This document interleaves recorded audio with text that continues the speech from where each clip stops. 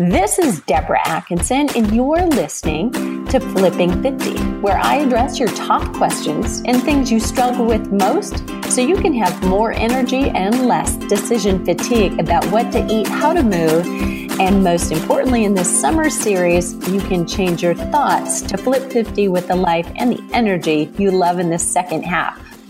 We are almost at halftime in our 10 easy steps to more energy in our Flipping 50 summer series with MindWire expert Christy.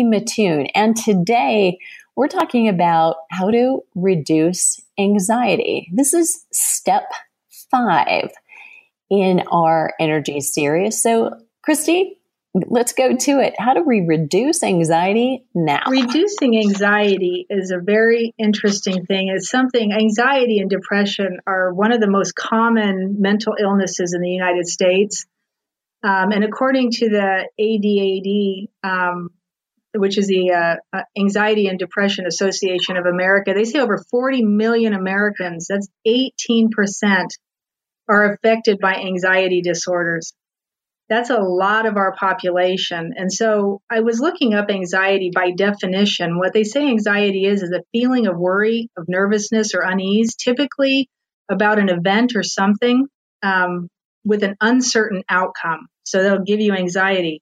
If you look up anxiety as defined by the American Psychological Association, they say anxiety is an emotion characterized by feelings of tension, worry, thoughts, physical changes. So they're classifying anxiety as more of an emotion.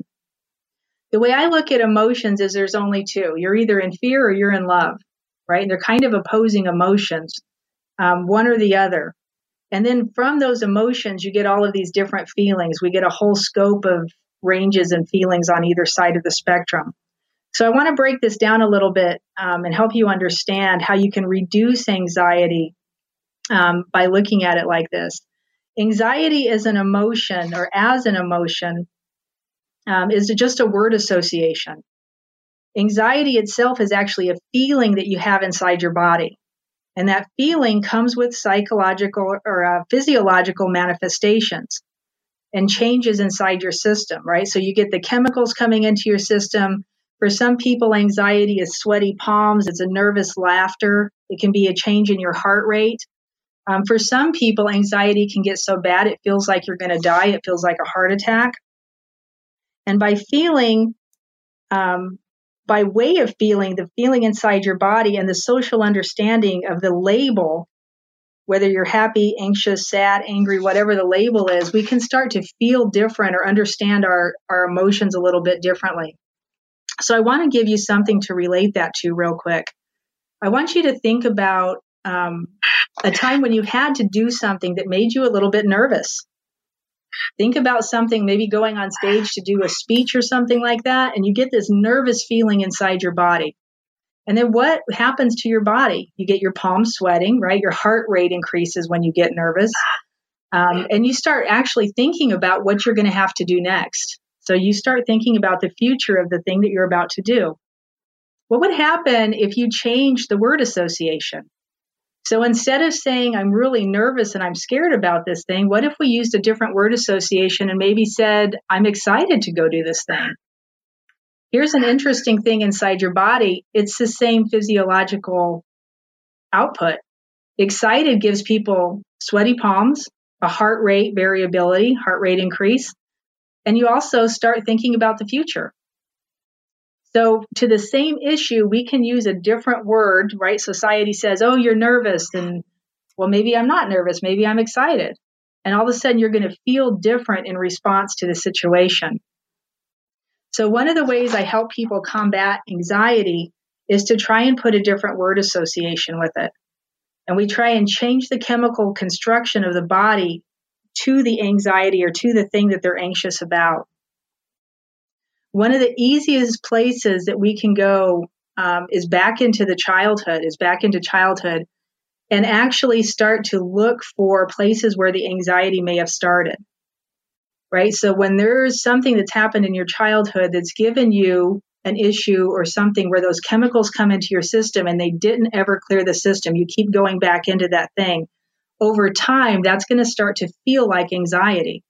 It's going to keep building up in your system and building up in your system until all of a sudden you have these really anxious moments that seem to come out of nowhere and make no sense. So we want to go back and figure out not necessarily exactly what happened, but we want to know where it was that this started so we can clear that up and get you to a place where you can feel different in any moment and not go back into the feelings of anxiety.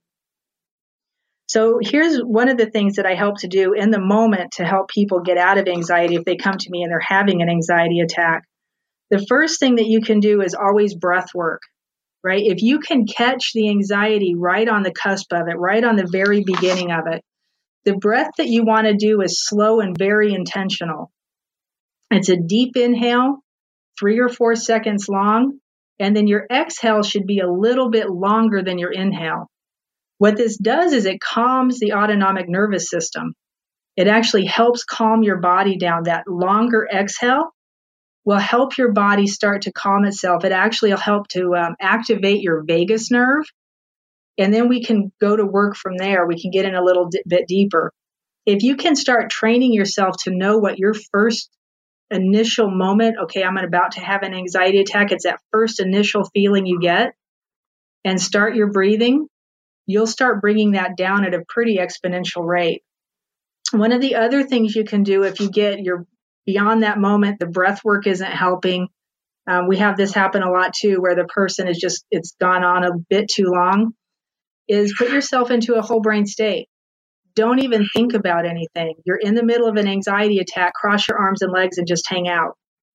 And people a lot of times will do this naturally anyway. You'll see people start having an anxiety attack and they'll bend over with their arms and legs crossed. Your body automatically knows that's going to help calm it down and bring you back into a normal state. And the goal is always to find that feeling that feels better. You can take yourself there instantly if you can find the feeling. That's why it's so important to train it into your system. Once you know what your better feeling feels like, that superhero or yoga pose that Deborah was talking about earlier, warrior pose, you feel that strength and that power through your body. If you can train your body to go there instead of to the anxiety feeling, that's a win all day long. So one of the other way we reduce anxiety is by not letting it build up to start with. So I want you to take a second and look through your life a little bit and notice the places that make you feel anxious. And it's kind of like training a dog, right? The second you notice that thing is going to come back up, you have to start breathing into it. Sit in a whole brain state every time you feel that anxiousness coming back up. The more you do this, the more you're going to begin to take your control back. You're going to take authority in your life. Right now, what's happened is that your body has taken over. It's giving you chemical expressions and giving you feelings. And like I said before, you may not know where they're coming from. So taking that control back is going to be giving yourself a different chemical expression, realizing it before it starts, and then just taking total authority over it and training that into your system. Train yourself to do that every time it comes up. There's a pattern here, folks. So what we're hearing is it's all about chemicals. It's all about tuning in to training yourself to become more aware of what's happening and train yourself then to become aware of what you can do about it. And we're coming back tomorrow with a really easy step.